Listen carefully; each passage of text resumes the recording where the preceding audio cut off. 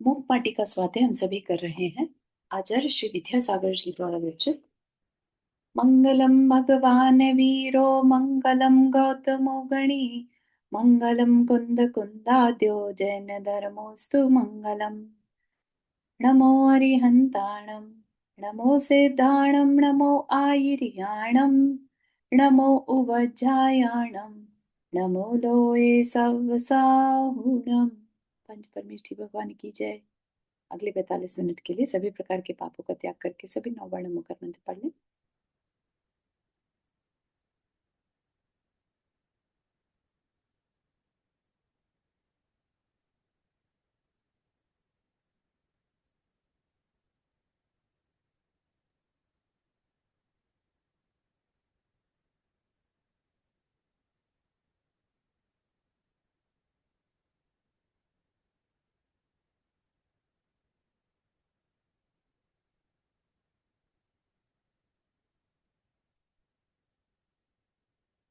हम्म, तो हम सभी ने ऑलमोस्ट उस मूवी को देखा और आइडिया लगा कि जो हम पढ़ रहे हैं सही दिशा में जा रहा है, उसके भाव बन पा रहे हैं, है ना। तो उसको आगे कंटिन्यू करेंगे। क्या देख रहे थे हम कि जो सागर है ईर्ष्यालु है। ठीक है, ईर्ष्या कह लीजिए या उसकी कृष्ण लेस्या कह लीजिए। उसके अंदर क्रोध भी है, मान भी है ना। और लोभ भी पूरी तरह से दिखाया है, जो उसने धरती का ही सारी संपदा को लूट लिया है। राइट, और फिर भी उसी धरती से वो ईर्ष्या कर रहा है क्योंकि उसकी कीर्ति बढ़ रही है। उसके अपने खुद के गुणों के कारण कीर्ति बढ़ रही है, लेकिन सागर से वो सहन नहीं हो रहा है ना। तो ये क्या है, जब गुणों गुणों को सहन ना कर पाए तो ये खराब लेस्या का लक्षण है। ठीक, और खराब लेस्या का लक्षण होने से किसी को कोई फर्क पड़ता है क्या? बाकियों को भले ही ना पड़े, अपने जीव तत्व को पड़ता है।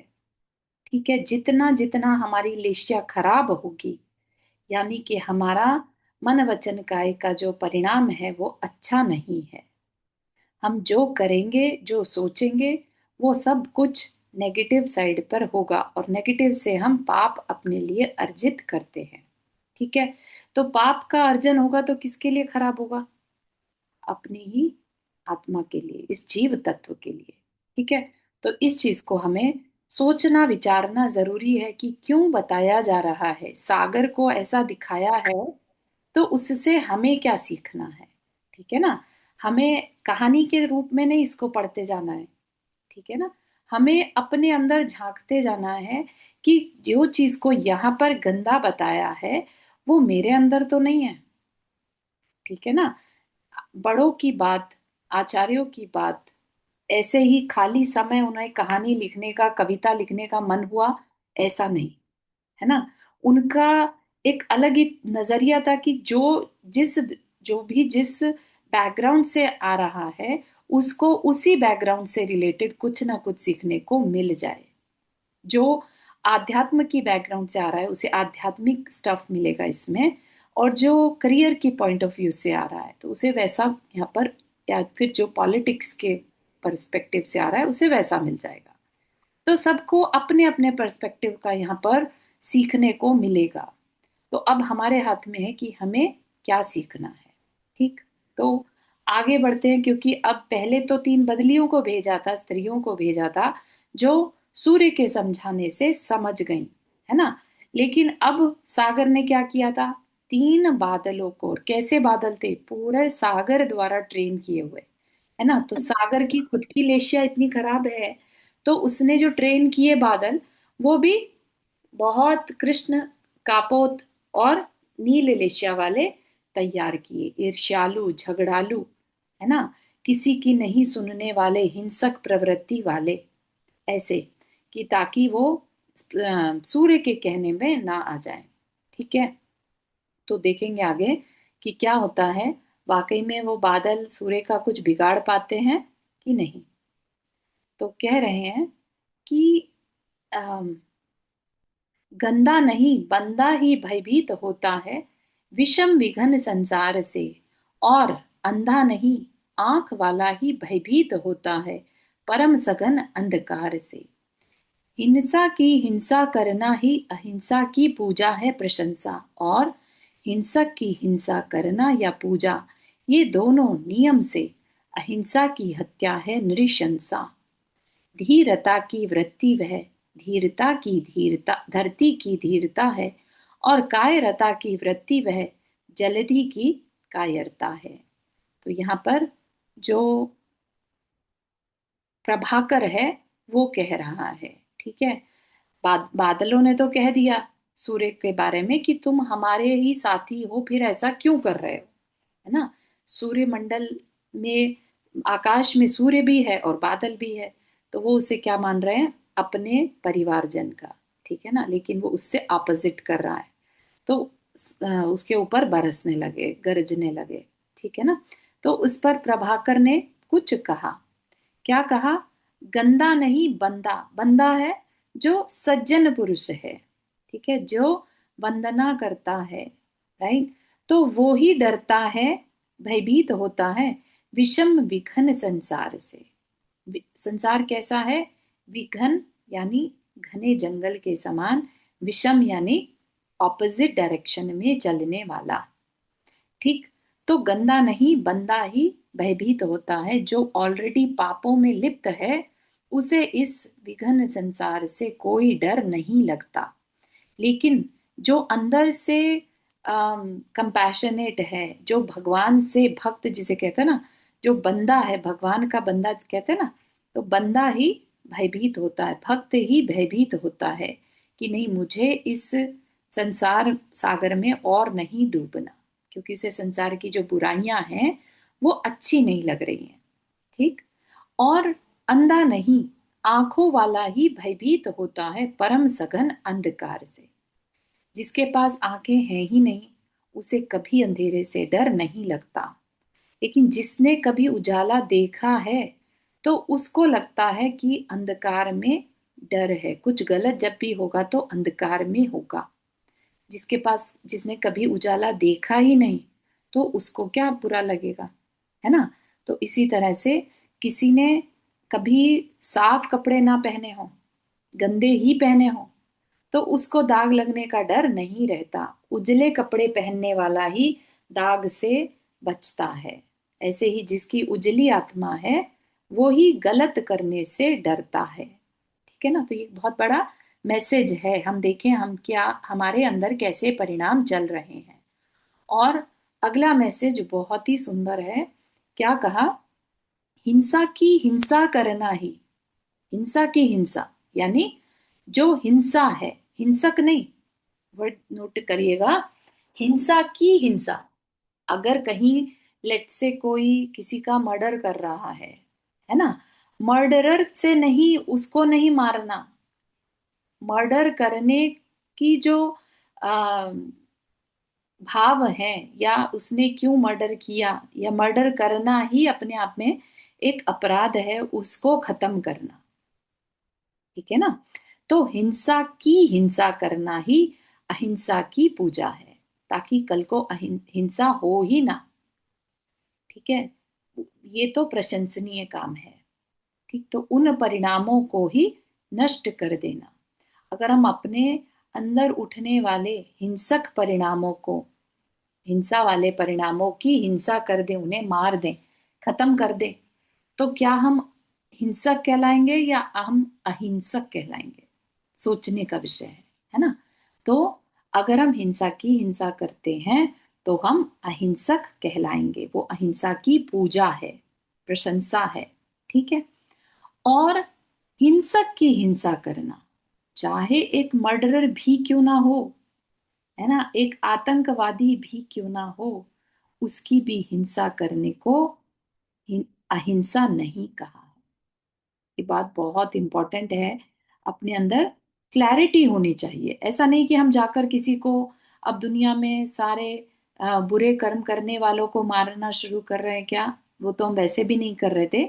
लेकिन लेट्स से हम कोई मूवी देखते हैं या कोई न्यूज़ पढ़ते हैं जिसमें किसी ने बहुत खराब काम किया, राइट, तो भी अपने अंदर मन वचन काय से कृत कारित अनुमोदन से जो पाप बनता है उसका भी भागीदार नहीं होना। राइट। तो हिंसक की हिंसा करना या उस वह मर जाए ऐसे भाव करना। ठीक है ना। तो ये नियम से क्या है, अहिंसा की हत्या है। पहले में क्या कहा था, अहिंसा की पूजा है। अब क्या कह रहे हैं, अहिंसा की हत्या है। नृशंसा यानी आ, एक तरह से जैसे प्रशंसा होता है, एप्रिशिएशन। राइट।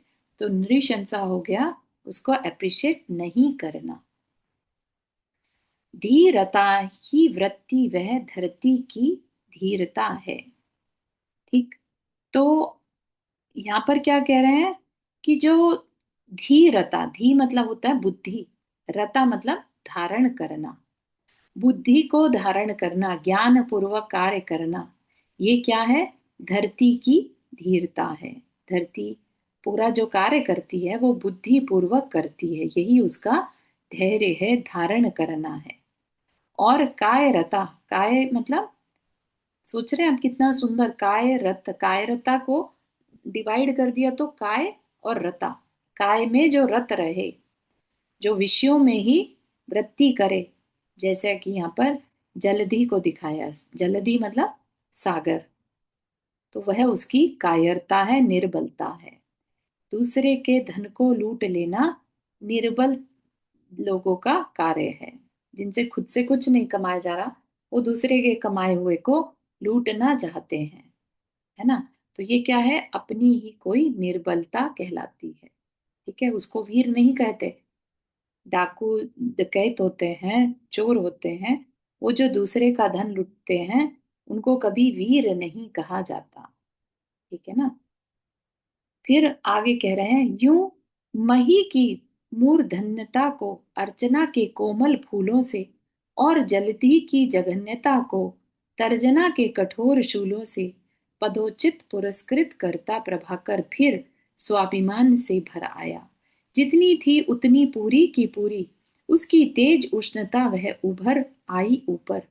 रुधिर में सनी सी भई की जनी ऊपर उठी तनी भ्रकुटियां लप लपाती रसना बनी आग की बूंदे ही टपकती हों घनी कहीं नहीं नहीं किसी को छोड़ूंगे नहीं यूं गरजती। क्या, यूं ऐसे मही की मूर्धन्यता को, मही मतलब धरती की, मूर्धन्यता उसकी श्रेष्ठता को, अर्चना के कोमल फूलों से मतलब पूजा के जो फूल चढ़ाए जाते हैं वो देखभाल कर बहुत सुंदर फूलों को चढ़ाया जाता है। ठीक है ना। अर्चना के कोमल फूलों से सम्मानित करा, पदोचित पुरस्कार पुरस्कृत करता प्रभाकर। ठीक। और जलधि की जगन्यता को, जलधि जो सागर है उसकी, उसका छोटापन, ठीक है, उसका नीच प्रवृत्ति, दूसरे का धन हड़पना, दूसरे से ईर्ष्या करना, दूसरे पर दूसरा नष्ट हो जाए ऐसे भाव करना, ऐसी प्लानिंग करना, है ना। ये सब क्या है, उसके छोटी बुद्धि सोची सोच को बता रही है। वहीं धरती की सोच क्या है, बस देते जाओ देते जाओ, कोई उसे लूट भी रहा है तो वो फिर भी धैर्य को धारण करे हुए है ना। तो तो धरती की ये उत्कृष्टता क्या हो गई, पूजनीय हो गई। और जल्दी की जो लूटने की प्रवृत्ति है वो जघन्यता हो गई। तो उनको उसने कैसे पुरस्कृत किया, पुरस्कृत मतलब देना। राइट। कुछ देना। तो माटी को तो दिए, कोमल फूलों से पूजा की, और जलधि की जघन्यता को तर्जना के कठोर चूलों से, तर्जना मतलब गरज कर, गुस्सा दिखाकर, ठीक है, तर्जना के कठोर चूलों से, कांटों से उसको तिरस्कृत करता हुआ स्वाभिमान से भर आया। एक बार फिर से उसमें एनर्जी आ गई, किसमें, सूर्य में। ठीक है, अभी तक तो वो बादलों से सुन रहा था, फिर जब उसने बोलना शुरू किया और उसे रियलाइज हुआ कि जल्दी जो सागर है वो कायर है, तो अब उसके अंदर फिर से स्वाभिमान भर आया कि मैं जो कर रहा था ना वो ठीक कर रहा था, है ना। कई बार ऐसा हो जाता है कि अपने में ही डाउट आ जाता है कि हम क्या कर रहे थे, राइट। और फिर किसी वजह से वो डाउट दूर भी हो जाए तो फिर से हम उसी उत्साह से वो कार्य को करने लग जाते हैं। ऐसा ही यहाँ पर सूर्य के साथ हुआ। ठीक। तो अब उसने क्या किया, फिर से जब वो स्वाभिमान से भर गया तो जितनी थी उतनी पूरी की पूरी उसकी तेज उष्णता वह उभर आई ऊपर। ठीक है ना, ये बात तो सबको समझ में आ रही होगी कि उसके अंदर का जो गर्मी थी, ऑफ कोर्स सूर्य जो है वो तेज आग का गोले की तरह है ना। तो उसी को बता रहे हैं कि कैसे इस बार उसकी गर्मी कैसे निकल के आई, रुधिर में सनी सी, लाल लाल बिल्कुल, भय की जनी, भय की जननी, भय को बढ़ाने वाली, ऊपर उठी तनी भ्रकुटियां, उसका चेहरा बिल्कुल लाल तमतमा गया, गर्मी गर्म हो गया, भयंकर आग की लपटें जैसे निकल रही हो, लप लपाती रसना बनी आग की बूंदे ही टपकाती। जीभ जो है सूर्य की, ऐसा लग रहा था, लप लपाती मतलब किसी चीज से तो लप लप है वो, किस चीज से, आग की बूंदे टपका रही हैं। ठीक है, वैसे तो लार से लपलपाती हैं, राइट, लेकिन यहाँ पर आग की बूंदे ही टपक रही हैं। ठीक है ना, घनी कहीं, इतना भर भर के, बहुत सारा, नहीं नहीं किसी को छोड़ूंगी नहीं, यूं गरजती, दावा नल सम धधकती बनी सी, सही सही समझ में नहीं आता। ठीक। तो अम, जो उसकी रचना है वो कह रही है कि मैं किसी को छोड़ूंगी नहीं, आग की बूंदें जो हैं टप टपा टपक रही हैं। ठीक है ना, और दावानल, दावानल जंगल की आग ऐसे बनकर धधक रही है कि कुछ भी समझ में नहीं आ रहा कि क्या ही होने वाला है। ठीक। पूरी खुली दोनों आंखों में लावा का बुलावा है क्या, भुलावा है यह, बाहर घूर रहा है ज्वालामुखी, तेज तत्व का मूल स्रोत, विश्व का विद्युत केंद्र। सूर्य क्या है, सारे विश्व को गर्मी देने वाला। ठीक है ना, तेज तत्व का मूल स्रोत क्या है, वो है अग्नि। तेज तत्व का मूल स्रोत अग्नि है। वह अग्नि एक यहाँ पर धधक जाए तो क्या होगा, है ना, वह अग्नि ज्वालामुखी का रूप भी ले सकती है। ठीक है ना, तो जो सूर्य है, प्रभाकर है, पूरी खुली दोनों आंखों में एकदम लाल ऐसा लग रहा है अभी, जैसे ज्वालामुखी फूटने वाला है, बाहर घूर रहा है ज्वालामुखी। ठीक है ना, और कैसा है वो अग्नि तत्व, जो कि मूल स्रोत है सारे विश्व को प्रकाश और एनर्जी देने वाला। ठीक?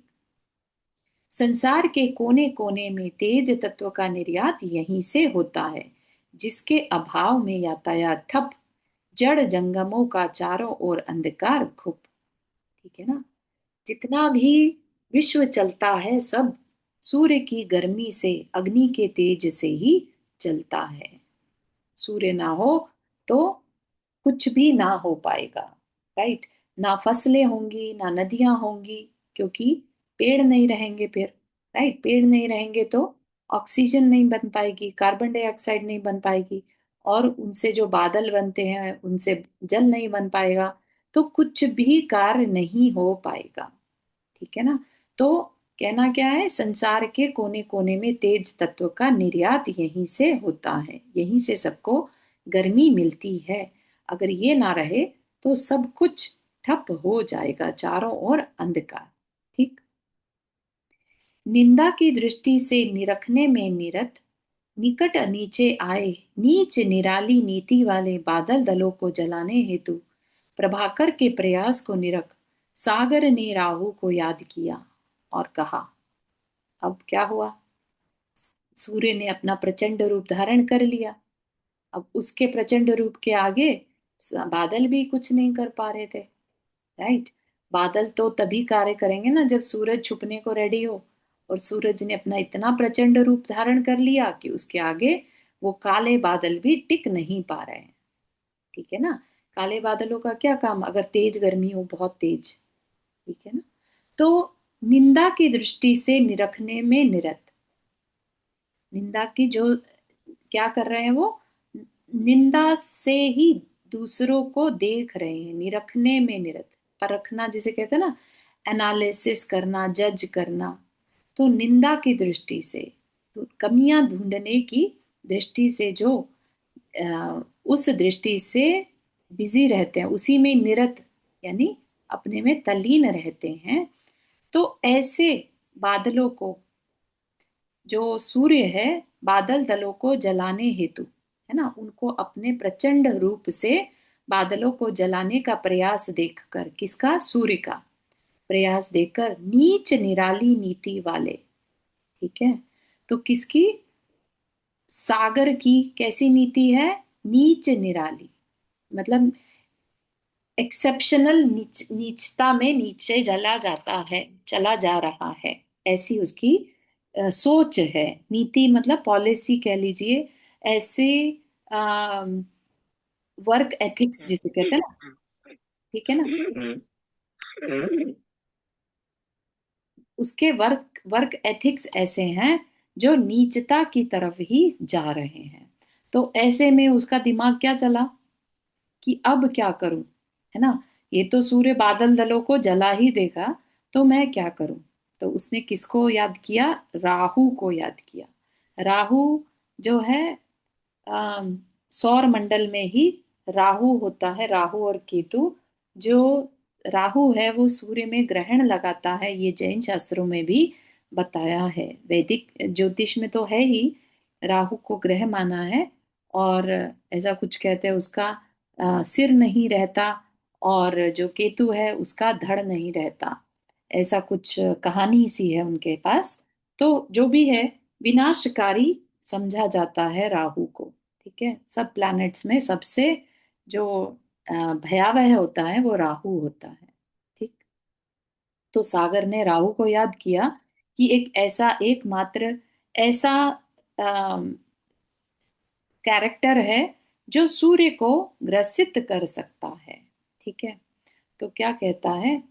प्रभाकर की उद्दंडता कब तक चलेगी? पृथ्वी से प्रभावित प्रभाकर सौर मंडल की शालीनता को लीलता जा रहा वह, धरती की सेवा में निरत हुआ पृथ्वी से प्रभावित प्रभाकर क्या आपसे परिचित नहीं? क्या मृगराज के सम्मुख जा मनमानी करता है मृग भी? तो क्या कह रहा है?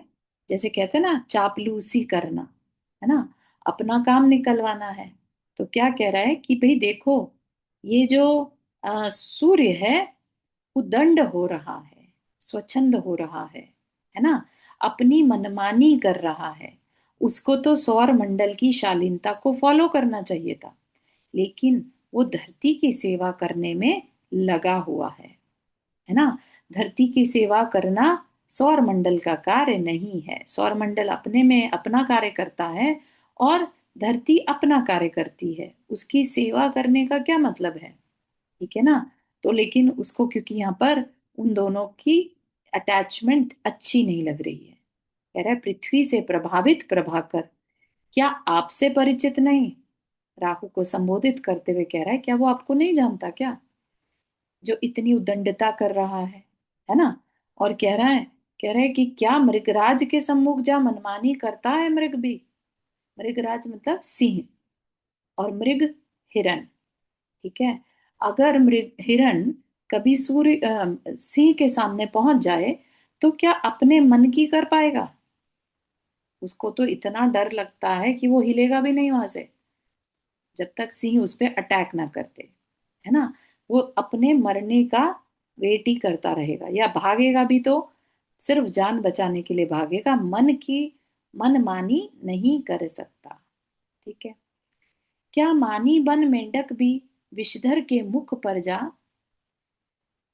खेल खेल सकता है? कहीं ऐसा तो नहीं कि धरती की सेवा के मिश आपका उपहास कर रहा हो? समझ रहे हैं आप किस तरह से सिखाई भलाई की जाती है? ये बहुत टैक्टिक होती है इस तरह की, जो चापलूसी करके उसके दिमाग में दूसरे के प्रति घृणा को क्रिएट कर देना। इसको इसको हम व्यवहार में क्या कहेंगे? इस चीज, ऐसे व्यवहार को करने वाले लोगों को व्यवहार में क्या शब्द उचित रहता है? कोई है किसी के पास? चालाक लोग, है ना? हाँ, ठगी वाले लोग। लेकिन यहाँ पर क्या है, दूसरे के बारे में। चापलूसी, चापलूसी करना। चापलूसी। लेकिन चापलूसी से भी थोड़ा निंदनीय है कि दूसरों को भिड़ाने का जो काम करे। जैसे असुर हम्म, कुमार जाति के देव नहीं रहते, अच्छे खासे खुद देव बन गए, लेकिन नरक में जाकर, खुद के भवनों में ना रहकर नरक में जाकर नारकियों को लड़ाने का काम करते। बिड़ाने वाला, अच्छा बिड़ाने वाला, हाँ, अच्छा। भिड़ाने वाला, है ना? यहाँ पर अच्छे अच्छे शब्दों का प्रयोग करके जहर घोला जा रहा है, राहु को उकसाया जा रहा है। क्या कह रहे हैं कि जो मेंढक है, मेंढक भी क्या सर्प के मुख में खेल खेल सकता है क्या कभी? वो तो उसे निगल ही जाएगा ना, है ना?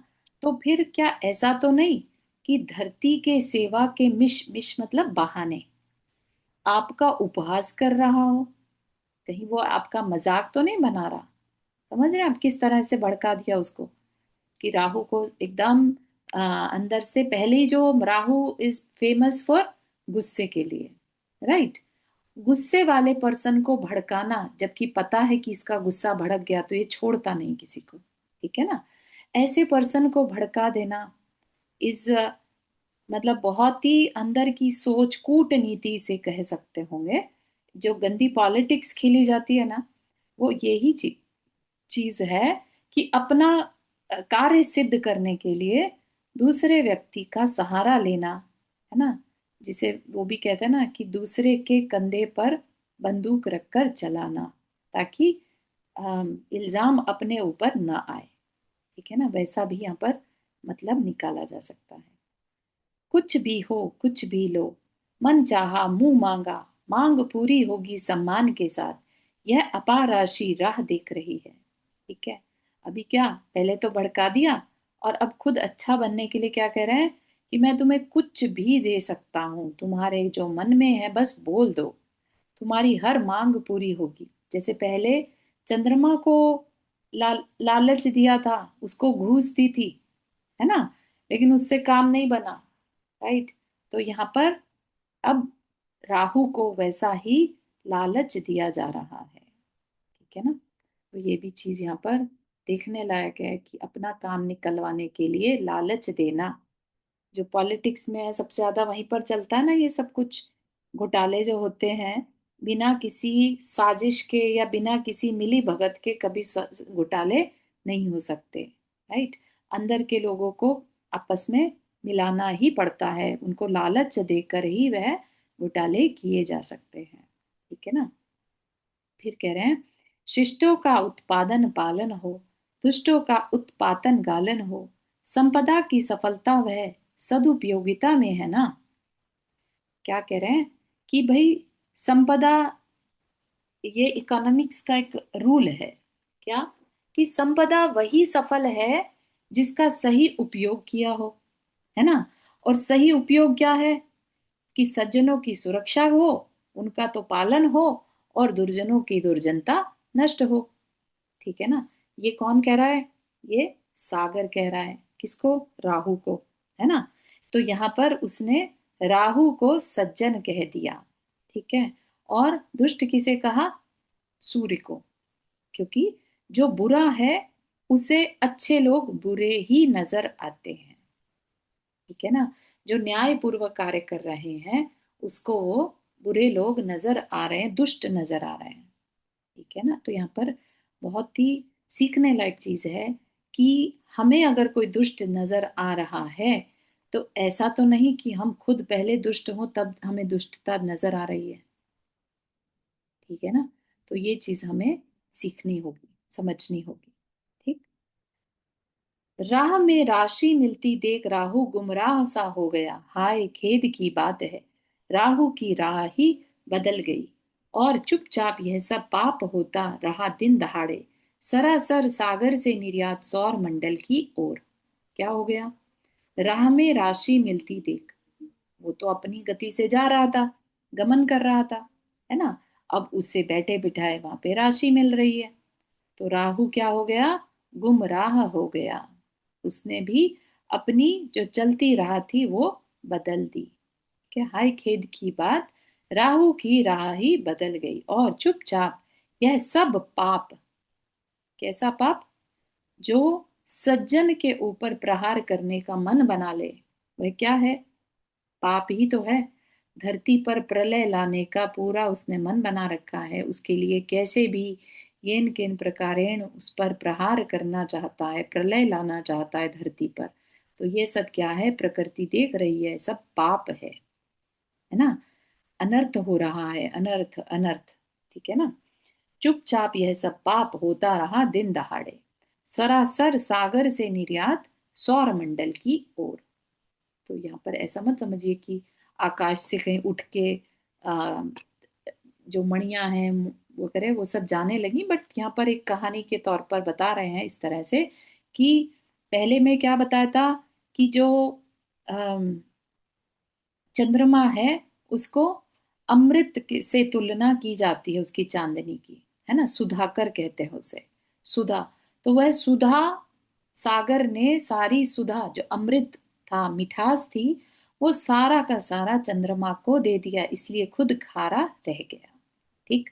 अब जो राहु है, राहु को भौतिक सुख देने वाला बताया है, और भौतिक सुखों में वो गाफिल कर देता है इतना ज्यादा कि फिर अपने कल्याण की बात भी रुचती नहीं है। ठीक है।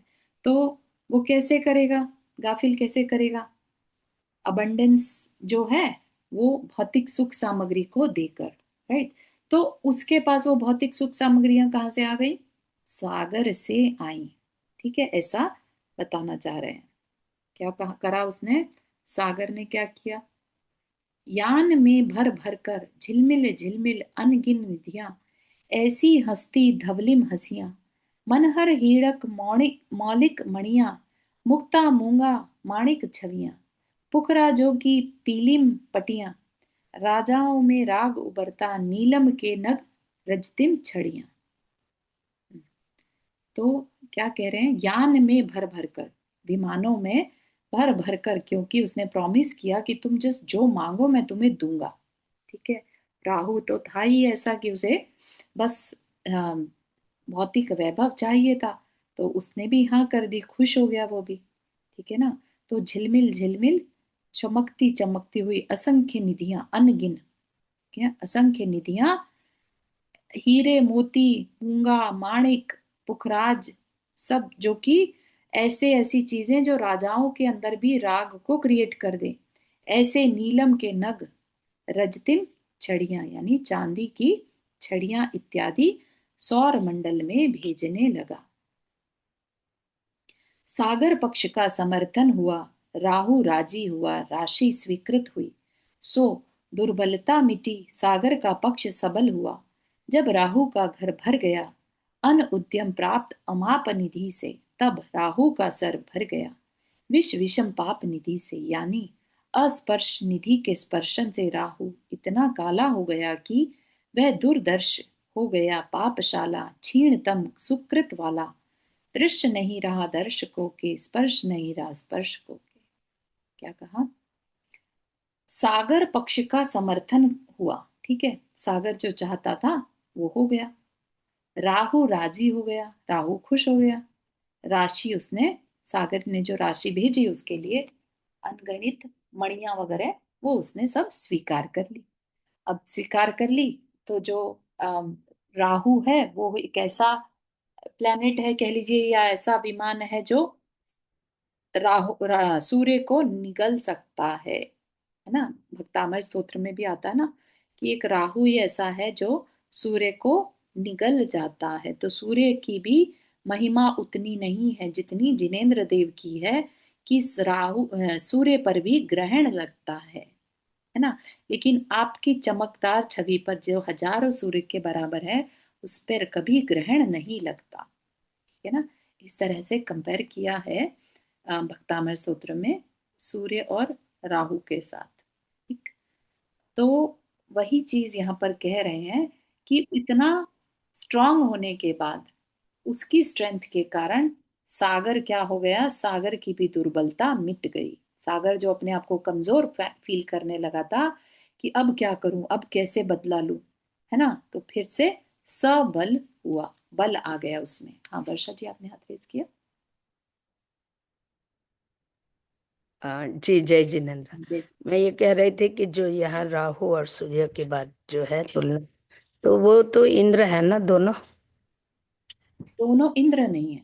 जो ज्योतिष मंडल है उसमें जैन शास्त्र के अकॉर्डिंगली चंद्रमा ही इंद्र होता है। अच्छा। ठीक है ना। और सूर्य जो सूर्य ने प्रतीन्द्र होता है। पति इंद्र और राहु। राहु तो सामान्य से विमान है, ऐसा कुछ नहीं, ओके, स्पेशल नहीं। Okay, okay, thank you. लेकिन यहाँ पर जो है सूर्य, चंद्रमा और राहु को अपना व्यावहारिक रूप में लिया गया है। Okay, okay. नहीं बोला ना, राहु निगल मतलब हाँ टूट वो हो गया ग्रहण तो। लगता है, इन जनरल भी ग्रहण लगता ही है सूर्य पर। वो अलग बात है। जैन में तो नहीं मानते हैं ना अपन, नहीं मानते हैं ना। ग्रहण राहु, मानते। हाँ जैन मानते हैं। राहु जब सूर्य के आगे आ जाता है तब ग्रहण लग जाता है, सूर्य ग्रहण हाँ, ग्रहण माना जाता है। लेकिन अपन तो लाइक मंदिर यहाँ पर हिंदू टेम्पल बंद रहता है, हम्म। पर अपने लोग जाके हाँ अभिषेक उस वगैरह। तरीके से नहीं मानते हैं। ठीक है, लेकिन हाँ ठीक है, समझ वो गए। होता है ऐसा मानते हैं। हाँ, होता है, होता तो है क्योंकि है तो। हाँ लेकिन अपन वो नहीं मानते हैं लाइक छुआछूत। बिल्कुल। जी, थैंक यू। कुछ कार्य नहीं किए जाते उस समय पर, अध्ययन नहीं किया जाता, ऐसा कुछ होता है तो। हाँ, हाँ, लेकिन जो डेली क्रिया है वो, करेक्ट। उसमें प्रॉब्लम नहीं है। लाइक पानी गिरा दो, भोजन निकाल दो, मतलब वो सब नहीं होता हाँ है, सूर्य राइट। की उपस्थिति मानी जाती है, ऐसा नहीं कि सूर्य ही नहीं है। जी, थैंक ठीक है। तो राहु का घर भर गया। राहु का घर भर गया मतलब राहु तृप्त हो गया, उसका घर जितना उसको भरना था भर लिया। अन उद्यम, उद्यम के बिना प्राप्त अमाप निधि। अमाप मतलब जिसको मापा ना जा सके, मेजर ना किया जा सके, इतनी निधि। ठीक है। और कैसे मिल गई? अन उद्यम, बिना परिश्रम किए। तो उसको बिना परिश्रम किए पैसा प्राप्त करना, यहाँ पर क्या बताया है? पाप बताया है। ठीक है। आचार्य श्री ने एक बार पहले भी बताया इस बात को कि बिना परिश्रम के, उद्यम किए बिना धन कमाना जो है, जो जिसे बोलते हैं ना लॉटरी सट्टा आदि, तो उसको पाप कहा है। वो अपने में व्यसन में भी अनिवेश आता ही है ना। तो वैसा अन उद्यम प्राप्त अमाप निधि से तब राहु का सर भर गया। विष विषम पाप निधि से राहु का सर भर गया मतलब अहंकार में आ गया। ठीक है ना। इतना ज्यादा उसकी बुद्धि भ्रष्ट हो गई। विष विषम पाप निधि से, विष विषम मतलब जहर के समान, जो विषम थे, गलत तरीके से पाप निधि जो थी उसकी, उससे उसकी बुद्धि भ्रष्ट भ्रष्ट हो गई। और सिर्फ बुद्धि भ्रष्ट नहीं हुई, कह रहे हैं कि राहु इतना काला होता है कि वो दिखाई नहीं देता। ठीक है। ऐसा चमकदार नहीं होता राहु, राइट, काला होता है, बहुत काला।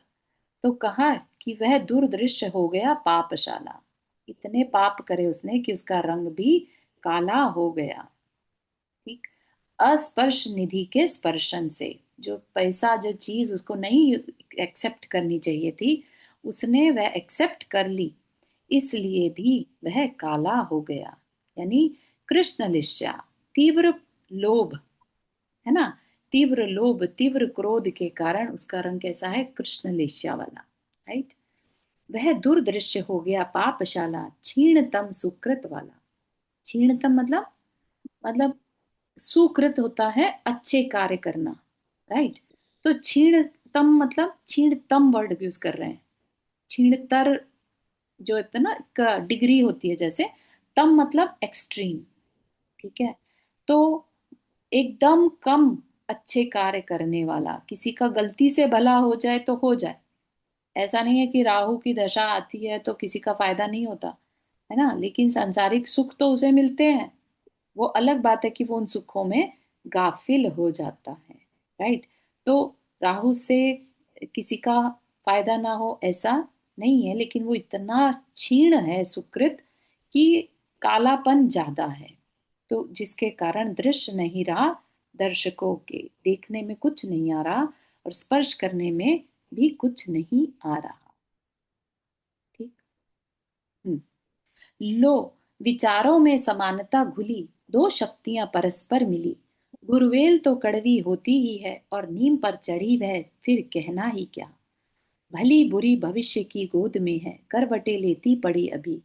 इस पर भी दोनों के मन में चैन कहाँ, आकुलता कई गुना बढ़ी है। इन दोनों के मन की बात कर रहे हैं यहाँ पर, सागर और राहु। दोनों के मन में चैन नहीं है। क्यों नहीं है? क्यों आकुलता कई गुना बढ़ गई? सोचने का विषय है ना, कि ऐसा क्या हो गया जो आकुलता बढ़ गई। ठीक। तो कह रहे हैं कि विचारों में समानता घुली, दो लोग, दो शक्तियां परस्पर मिलने से, सागर और राहु, और उनके विचार भी समान थे। दोनों रेडी हो गए किसके लिए? प्रलय लाने के लिए। ठीक है ना, धरती पर प्रलय लाने के लिए दोनों रेडी हो गए। तो कह रहे हैं गुरुवेल तो कड़वी होती ही है, गुरुवेल मतलब गिलोय, गिलोय कड़वी होती है, और नीम पर चढ़ी वह फिर कहना ही क्या। तो नीम के भी क्वालिटीज को वो ग्रहण कर लेती है, तो एक्स्ट्रा कड़वी। ठीक है, जैसे कहते हैं ना, करेला ऊपर से नीम चढ़ा। ठीक है ना। यहाँ पर किस अपेक्षा से यूज कर रहे हैं? एक तो पहले ही स्वभाव खराब था, अकेला था तो उतना बिगाड़ नहीं कर सकते थे, एक और एक 11 हो गए। राइट। दो बुरे व्यक्ति मिलकर और बुरा कुछ कर सकते हैं। ठीक है ना। भली बुरी भविष्य की गोद में है, करवटें लेती पड़ी अभी। क्या कह रहे हैं? कि दोनों के अंदर भविष्य को लेकर कुछ आकुलता चल रही है ना। दोनों को पता है कि जो वो कर रहे हैं वो अपना स्वार्थ पूर्ति कर रहे हैं। जो होगा देखा जाएगा, भला बुरा जो दुनिया कहेगी कहती रहे, हमें उससे कोई मतलब नहीं है। ठीक। दिन में रात में, प्रकाश में तम में, आंख बंद करके भी दोनों प्रलय ही देखते हैं। प्रलय ही इनका भोजन रहा है, प्रलय ही प्रयोजन। इतनी कैसी सोच रहती है ना। कई बार मूवीज में भी ऐसे देखने में आता है ना, जो टेररिस्ट लोग हैं, या हमने पुराणों में देखा है ना, कमट का जीव है जैसे। तो 10 भवों तक तो अपन देख रहे हैं, उससे पहले भी हो सकता है वो उनका शत्रु रहा हो, कुछ हो सकता है। राइट। तो हर भव में उसके अंदर कितना नफरत, कितना विष भरा था पार्श्वनाथ भगवान के जीव के साथ। राइट। तो हर समय उसके अंदर वो बेचैनी, वो आकुलता रहती होगी कि मैं कब बदला लूं, कैसे बदला लूं। उस जीव को देखते ही, भले ही जाति स्मरण ना भी हो तो भी, इस तरह की एनर्जी है कि उसको देखते ही उसको मारने का मन हो रहा है। ठीक है ना। ये क्या है? ये संस्कार है, तीव्र संस्कार हैं, बैर के तीव्र संस्कार हैं, जो परिणामों को उसी दिशा में ले जाते हैं। तो ऐसे ही यहाँ पर जो सागर है और जो राहु है, दोनों के अंदर क्या हो रहा है? प्रलय ही प्रलय की बात चल रही है। दिन हो चाहे रात हो, प्रकाश हो चाहे अंधकार हो, आंखें खुली हो चाहे बंद हो, तो सोते उठते जागते बैठते चलते एक ही लक्ष्य है। क्या है? पृथ्वी पर प्रलय लाना, अशांति क्रिएट करना। ठीक है ना। तो अम, जिस दिशा में हम मन बना लें, उस दिशा में हम चल पड़ते हैं। ये अपने हाथ में है कि हमें जाना कहाँ है। राइट। अपना लक्ष्य हम अपने आप क्रिएट करते हैं। तो हमारे पास क्योंकि आचार्यों की वाणी है, तो हमें थोड़ा थोड़ा उनसे सीखते रहना होगा। ठीक है ना, ताकि हम अशुभ लेशा से बच सकें। ठीक है ना। अगर किसी के मन में किसी के प्रति ईर्ष्या के भाव रहते हैं, तो भले ही वो ईर्ष्या कम ना भी हो, लेकिन हम उसे एक्नॉलेज तो करें। ठीक है ना। उससे भी उसकी इंटेंसिटी में कमी आ जाती है। ठीक है ना। हमें सागर जैसा नहीं बनना है, हमें न्याय प्रिय सूर्य के समान बनना है। ठीक है ना। यहीं तक रखते हैं आज के लिए। किसी को कुछ पूछना है या शेयर करना है? जय जिनेन्द्र, आपके पास ये जो मूक माटी की पूरी फुल मूवी है, इसका लिंक है क्या? नहीं, वो आदिनाथ टीवी पर ही आया था, लाइव आया था। आई होप दे हाँ विल रीटेलीकास्ट अगेन, तो अगर कुछ ऐसी न्यूज आती है तो I will share again, but नहीं। ओके हाँ अच्छा अब जी जी, गई कल वाला मंत्र आपने नहीं लिखा था। लिखा नहीं, मैं भेज देती हूँ। हाँ थैंक Sure. चलिए, जिनवानी स्तुति। जावाणी के ज्ञान से सूझे लोकालोक, सो वाणी मस्तक धरो सदा देत हो दो। हे जिनवाणी भारती तो ही जपो दिन रहन, जो तेरा शरणा गए सो पावे सुख चैन। नौ बन।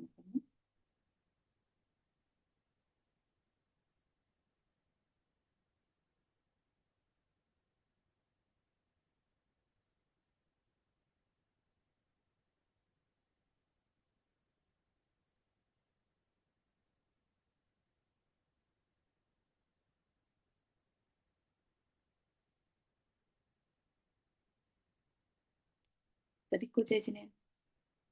जय जिनेन्द्र। जय जिनेन्द्र सबको। जय जिनेन्द्र। जय जिनेन्द्र।